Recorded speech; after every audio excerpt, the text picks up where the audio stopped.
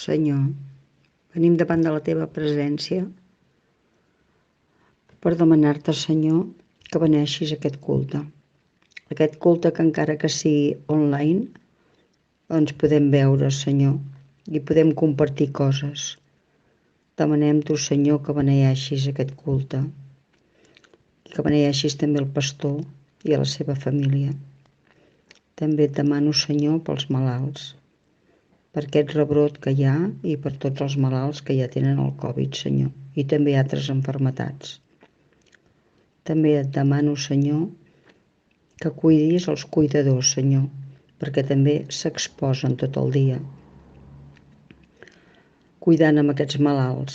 Et demano, Senyor, també que tu cuidis de nosaltres, perquè sense tu no som res. I quan et tenim a tu ens sentim forts i tenim forces per tirar endavant. Gràcies, Senyor, per tot el que rebem de tu i per tot el que ens dones, Senyor, per la família, per la salut i per tot, Senyor. Gràcies també per les ofrenes, Senyor, pels germans que contribueixen a que aquesta església pugui també tirar endavant, Senyor, que sigui distribuïda sobre la teva voluntat. I et demanem per tot, Senyor, per aquest món que no és que estigui destrossat, és que les persones de vegades no en tenim prou. No sé com explicar-me. Tu saps tot, Senyor, i tu m'entens. I el que vull dir és que hauríem de ser més bones persones, hauríem de ser més agermanats, ens hauríem d'estimar més i hauríem de tenir més cura, Senyor, de totes les persones que ens necessiten. Hi ha molta gent que està sola, que està trista, que està malalta, que està preocupada per la feina, i per tot això et demano que tu ens ajudis, Senyor. Tu ets un gran costat, un gran consol, i et demanem ajut sempre, Senyor. Si et tenim al costat és una altra cosa.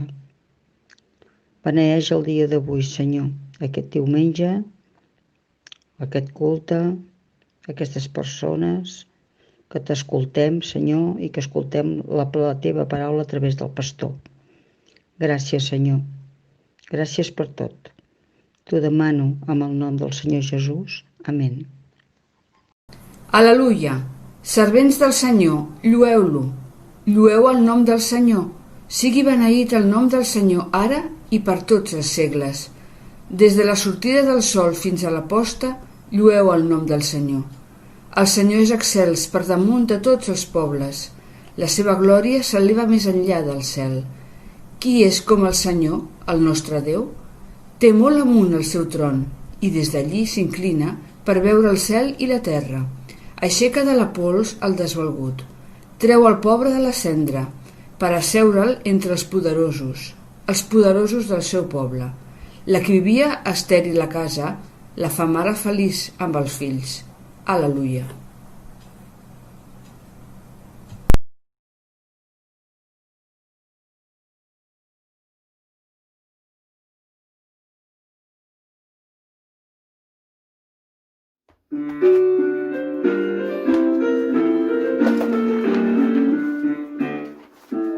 En presència del poble, jo et lloaré. Tots els déus i regnes per la lloança d'Israel. Proclamem la seva glòria i l'amor etern. Exaltem el teu nom damunt de la terra i del cel. En presència del teu poble, jo et lloaré. Tots els déus i regnes per la lloança d'Israel. Proclamem la teva glòria i l'amor etern. Exaltem el teu nom damunt de la terra i del cel. En presència del teu poble, jo et lloaré. Tots els déus i regnes per la lloança d'Israel. Proclamem la teva glòria i l'amor etern. Exaltem el teu nom damunt de la terra i del cel.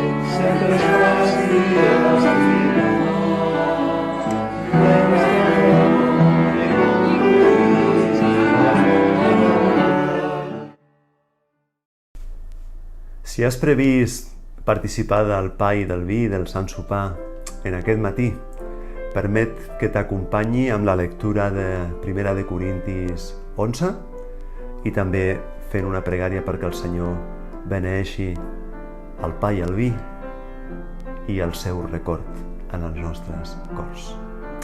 Llegim 1 de Corintis 11, verset 23. La tradició que jo he rebut i que us he transmès a vosaltres ve del Senyor Jesús.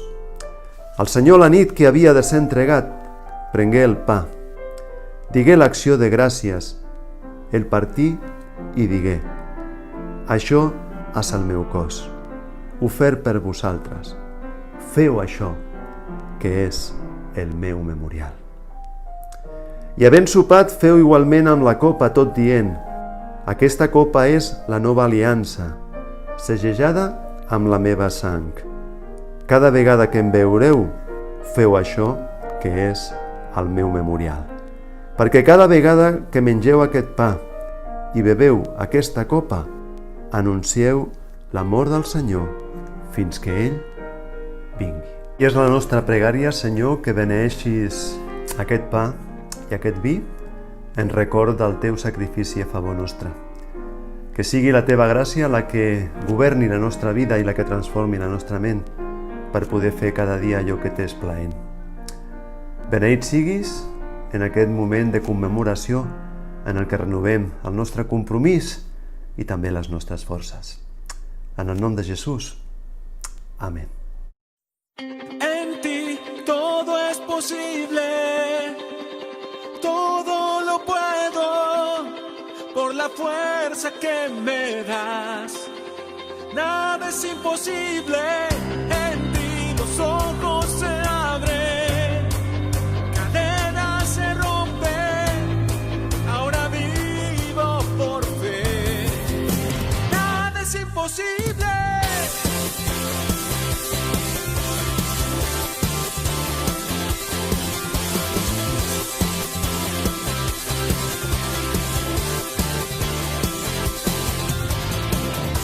No voy a vivir por lo que veo,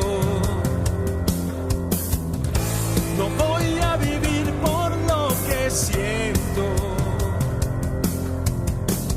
Yo sé que aquí conmigo estás, yo sé que todo es posible en ti. Todo es posible.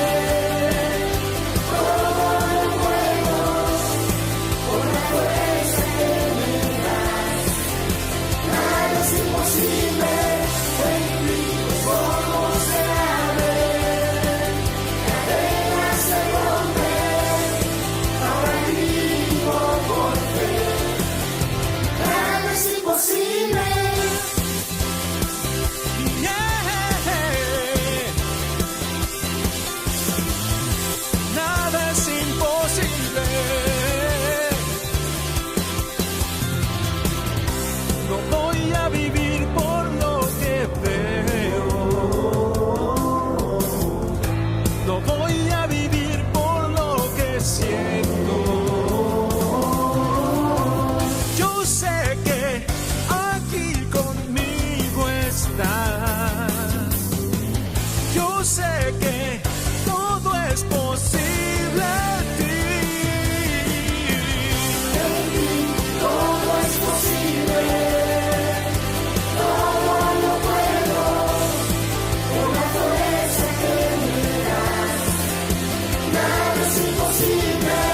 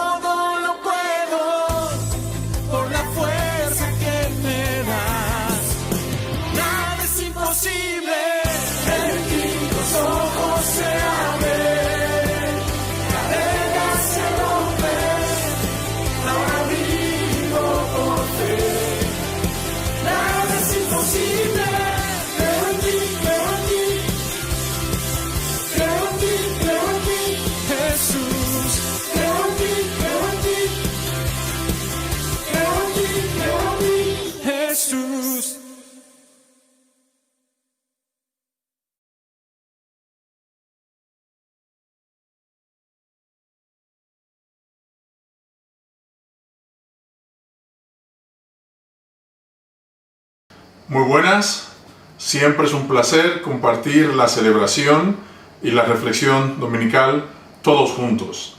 Y en este momento, en este día de reflexión dominical, en este día en que celebramos este culto al Señor, permitidme que empiece con una metáfora, con una idea que me gustaría dejar fijada en la mente antes de empezar la reflexión del día de hoy. Mirad, imaginaos por un momento, por un instante, que tenéis que salir al extranjero a trabajar, a estudiar, y que allí pasáis largos periodos de tiempo, que pasáis largos años, 5, 7, 10 años allí en el extranjero, sin poder volver otra vez a vuestro hogar, y que por fin podéis volver otra vez a vuestra casa, ¿no?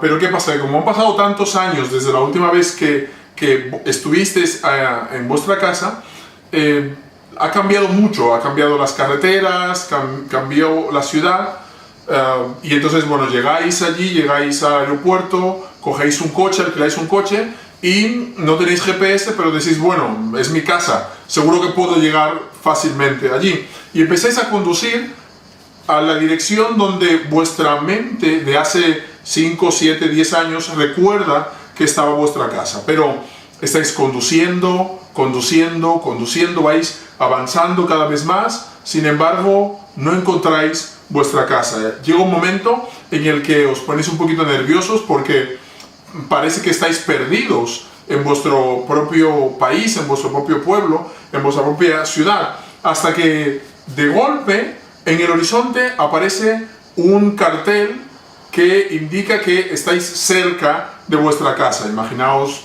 que vivís en Sabadell, por poner un ejemplo, ¿no? Y veis un cartel enorme que dice Sabadell y unas flechas que indican que si sales por esa dirección llegarás a Sabadell, ¿no? En ese momento podemos imaginar que la felicidad embargaría a nuestro corazón, ¿no? Después de estar kilómetros y kilómetros conduciendo, por fin estamos cerca de nuestra casa. Lo lógico sería, en ese caso, que cogierais el coche y siguierais la dirección que marca el cartel, en este caso Sabadell, por poner un ejemplo, ¿no? Sería un poquito ilógico que os quedaseis parados debajo del cartel, pensando, bueno, como aquí pone Sabadell y yo iba a Sabadell, pues me quedo aquí debajo del cartel. Nadie entendería eso, nadie en su sano juicio haría eso, ¿verdad? Lo lógico sería, como allí pone Sabadell, pues conduzco al lugar, a la dirección a donde voy a poder llegar por fin a casa. Eso sería lo normal. Lo ilógico sería quedarse debajo del cartel pensando que allí debajo del cartel es la dirección a donde iríais. Pues este ejemplo, esta imagen, nos indica que hace muchos años a los judíos les pasó algo parecido a esta historia que acabamos de contar.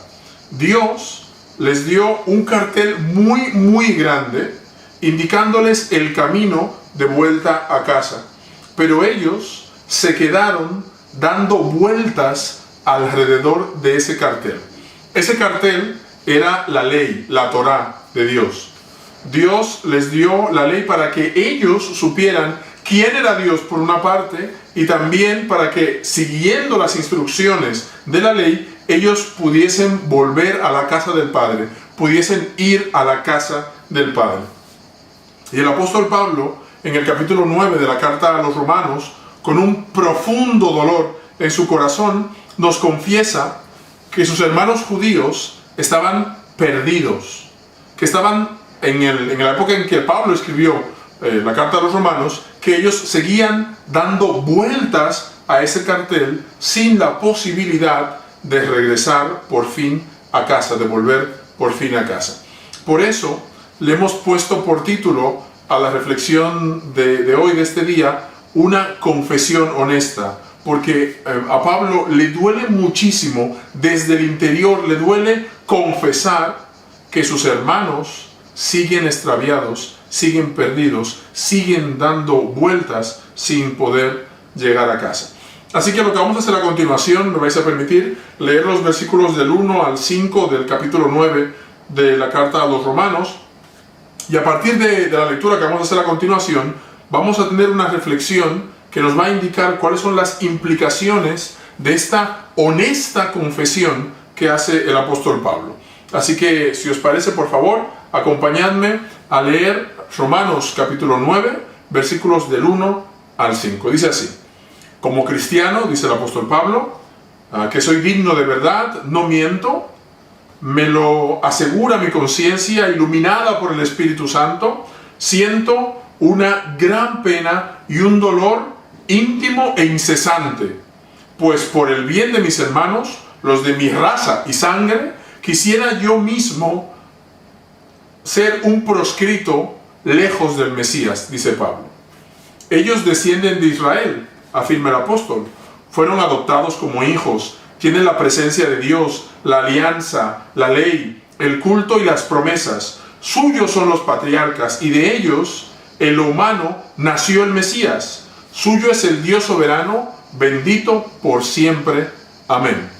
Esto es lo que dice el apóstol Pablo en Romanos capítulo 9, versículos del 1 al 5. Mirad, Pablo en estos versículos que hemos leído, en estas líneas que hemos leído, está diciendo que aunque los judíos tienen todas las herramientas necesarias para llegar a la casa del Padre, ellos siguen perdidos, desorientados y absolutamente extraviados. Incluso Pablo llega a decir lo siguiente, él dice: yo preferiría estar perdido para que ellos pudiesen encontrar a Jesús el Mesías. Lo que nos llama la atención en la confesión de Pablo son justamente los medios de gracia que el apóstol menciona, las herramientas que el apóstol menciona que los judíos tenían, que Dios le había dado a los judíos para que ellos pudiesen llegar a casa. Y lo que vamos a hacer a continuación, si me permitís, es enumerar esas herramientas que Dios le dio a los judíos, es enumerar esos medios de gracia que Dios le da a los judíos para que ellos puedan volver a casa. Mira, me gustaría que prestáramos especial atención a estos medios de gracia, a estas herramientas que Dios le dio a los judíos. Fíjate qué dice. Dios le dio a los judíos estas herramientas para que ellos pudiesen llegar a casa. Las herramientas son las siguientes. Dios les adoptó, puso su gloria en medio de ellos. Dios hizo un pacto con los judíos. Dios les dio la ley. Dios les dio muchas promesas. Ellos tienen a los padres de la fe, lo que serían los patriarcas. Y en séptimo lugar, ellos están emparentados biológicamente con el Mesías. Esto es lo que dice el texto que acabamos de leer. Es decir, ellos tenían todo lo necesario para conocer a Dios. Dios les dio todos los instrumentos que los seres humanos necesitan para volver a la casa del Padre. Pero hubo un problema. ¿Cuál fue el problema? Que Dios les dio la ley para que ellos conocieran a Dios, pero ellos confundieron la ley con el legislador. Confundieron al Dios de la gracia con los medios de gracia. Es como el refrán muy famoso que dice que cuando un sabio apunta con el dedo a la luna, el necio mira al dedo e ignora la luna. Pablo dice que lo que pasó con los judíos fue algo parecido a esto. Ellos se quedaron viendo el dedo, pero fueron incapaces de contemplar la extraordinaria luna que tenían frente a sus narices. Así que llegados a este punto de nuestra reflexión, muchos podríamos pensar, podríamos decir: pero qué tontos eran los judíos. ¿Cómo es posible que los judíos, teniendo todos los medios necesarios para conocer a Dios, se hayan quedado a mitad de camino? ¿Cómo es posible de que no hayan podido seguir avanzando hasta llegar a la casa del Padre? ¿Cómo es posible que se hayan quedado extraviados y perdidos, teniendo todos los medios necesarios para poder llegar a la casa del Padre y conocer a Dios? Y ¿sabéis qué? Pienso que realmente es algo ilógico esto. Por eso, Pablo es muy honesto y él confiesa que le cuesta entender con una profunda honestidad cómo es que sus hermanos, sus parientes, están tan extraviados, no han conocido al Dios de la promesa.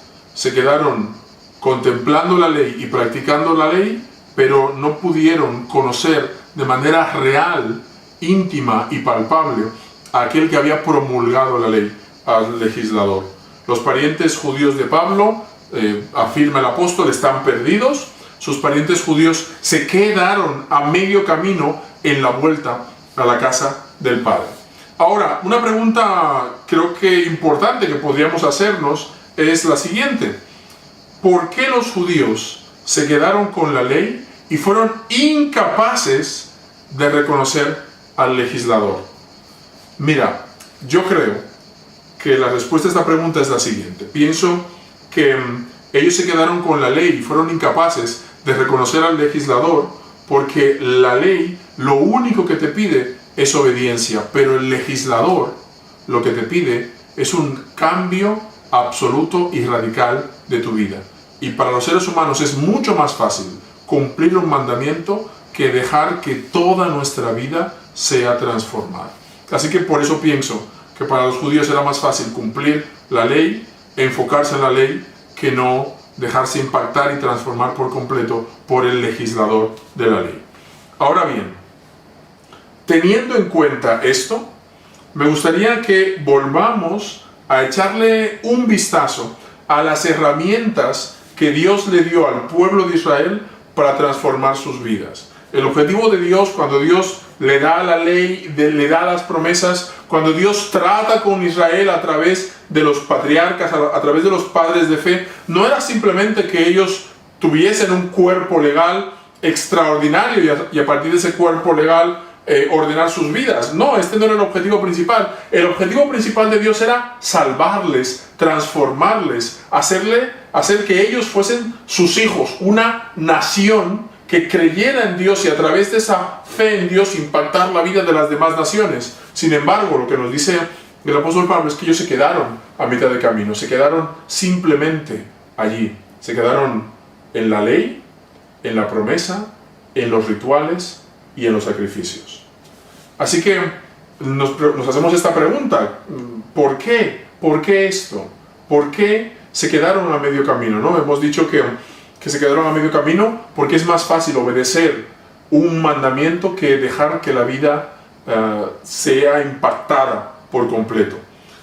Por eso, pensando en cómo afecta esto a la iglesia, pienso que lo que Pablo dice acerca de Israel también está muy relacionado con lo que hoy en día podemos decir de la iglesia.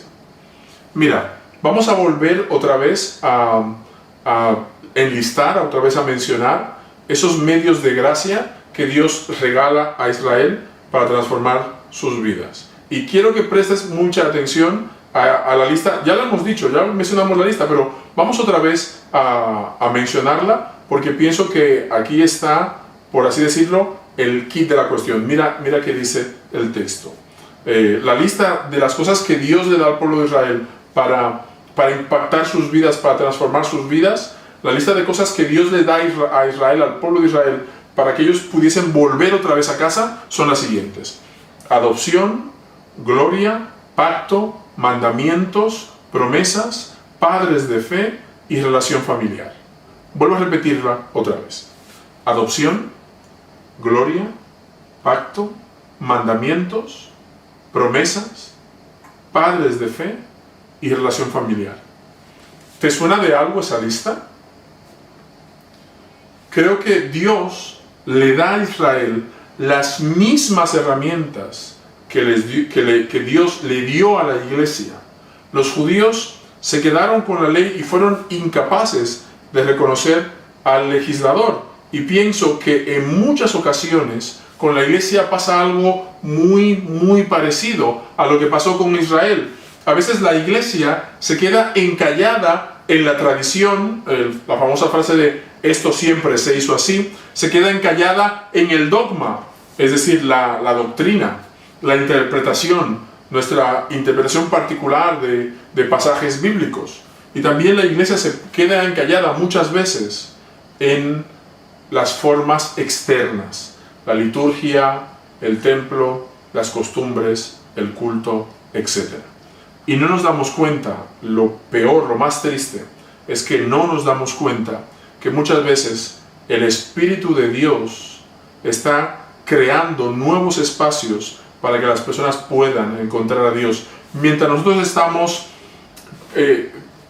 concentrándonos simplemente en nuestras costumbres, nuestro dogma, nuestro esto siempre se hizo así, el Espíritu de Dios está levantando nuevos espacios, está creando nuevas cosas, está impactando la vida de las personas que están a nuestro alrededor. Y pienso que esto es algo muy, muy importante que tiene que entender la iglesia. Esta confesión que hace el apóstol Pablo en relación al fracaso de Israel es una confesión que muchos de nosotros también podemos hacer sobre el posible fracaso de la iglesia.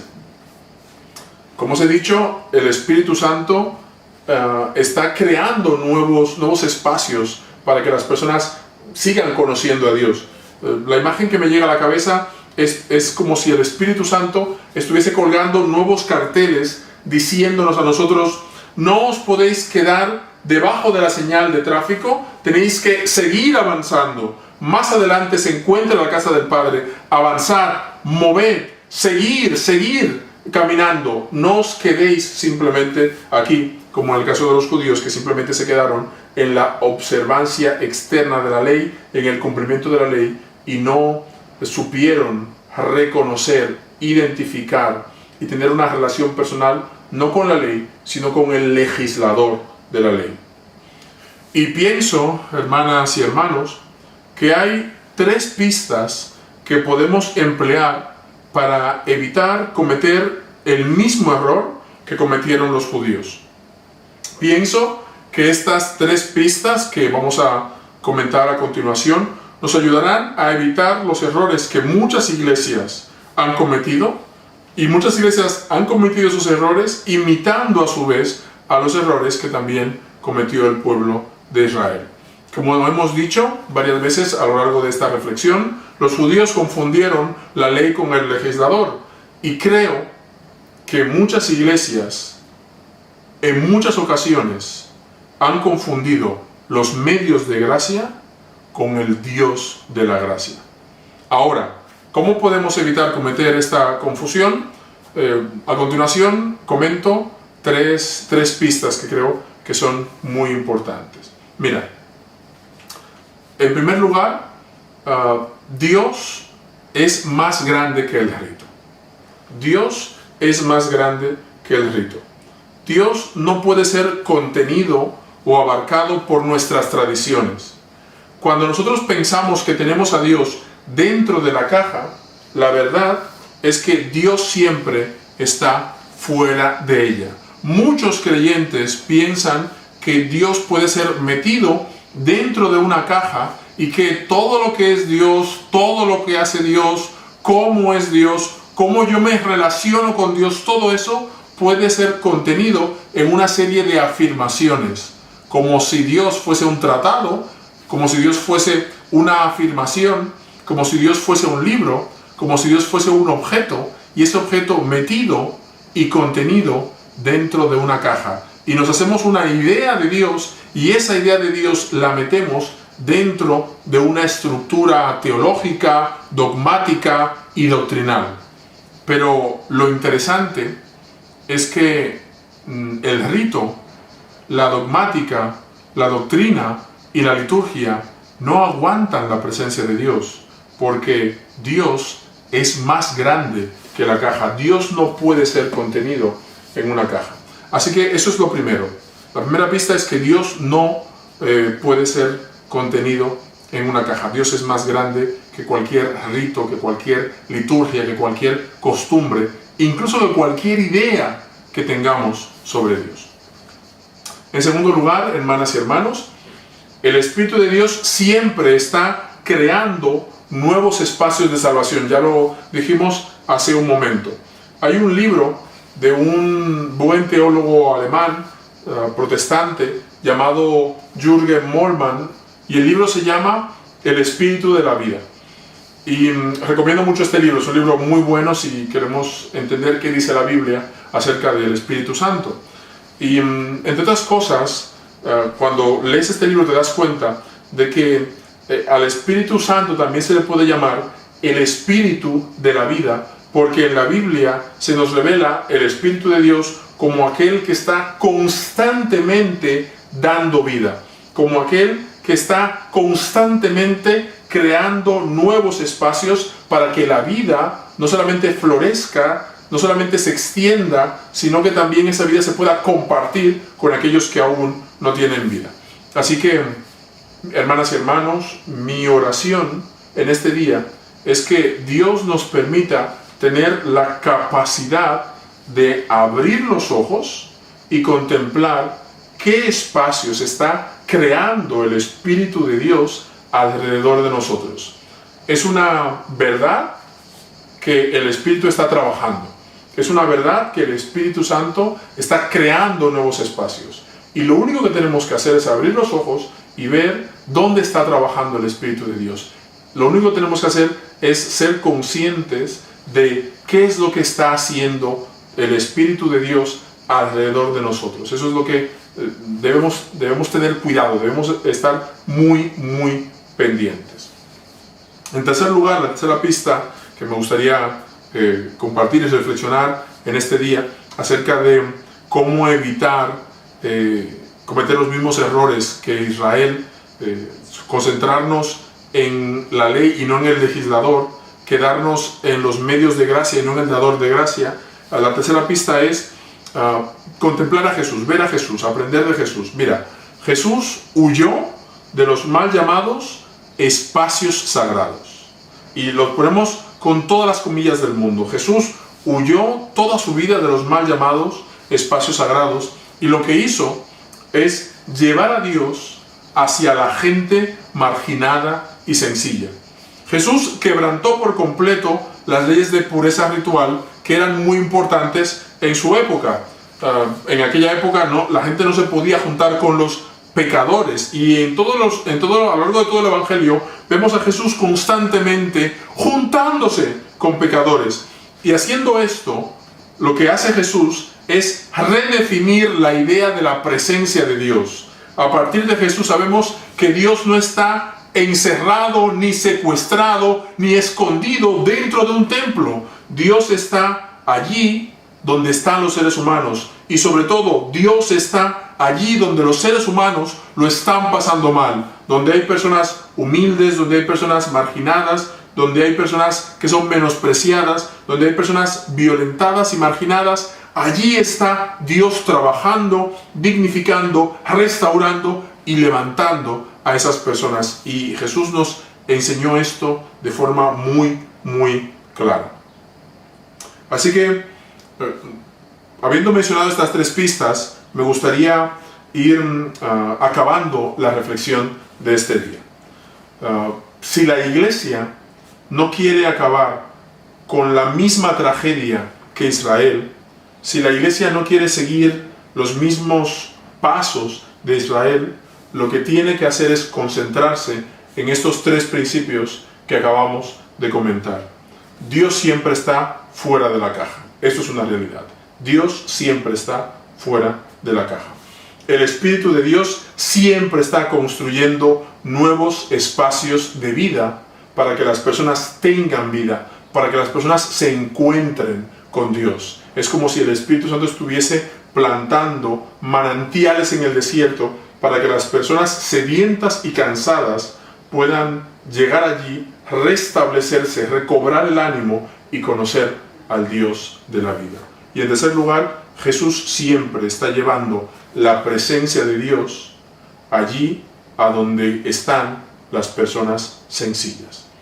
Así que, hermanas y hermanos, que el Señor nos bendiga y que sobre todo que el Señor nos ayude a ser honestos con Dios, a ser honestos con la Iglesia y sobre todo también a ser honestos con las personas que necesitan conocer a Dios. Que el Señor nos bendiga.